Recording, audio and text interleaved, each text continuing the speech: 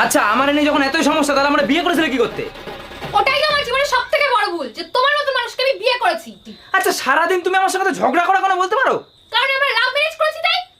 Love marriage আসলে লাভ কই উড়ে গেল নাকি? তা আমি কি জানি, তুমি জানো? আচ্ছা দেখো আমি বলছি কি, আমরা তো দুজন দুজনকে ভালোবেসে বিয়ে করেছিলাম, কিন্তু এখন সে ভালোবাসা আমি ফিলই করতে পারছি না। এক কাজ করো, এখন থেকে আমরা দুজন দুজনের সঙ্গে ভালোবেসে কথা বলবো, ঠিক আছে? ঠিক আছে, ভালোবেসে কথা বলা শুরু করো। আচ্ছা ঠিক আছে, তাহলে আমার জন্য আজকে কিছু রান্না করে দাও না সোনা। ঠিক আছে, কি খাবে বলো, আমি এক্ষুনি করে দিচ্ছি। আর হ্যাঁ বলছি, তুমি যদি অনুমতি দাও তাহলে চলো আজকে আমরা বাইরে থেকে দুজন ঘুরে আসি। হ্যাঁ তাহলে চলো আমরা ঘুরে আসি।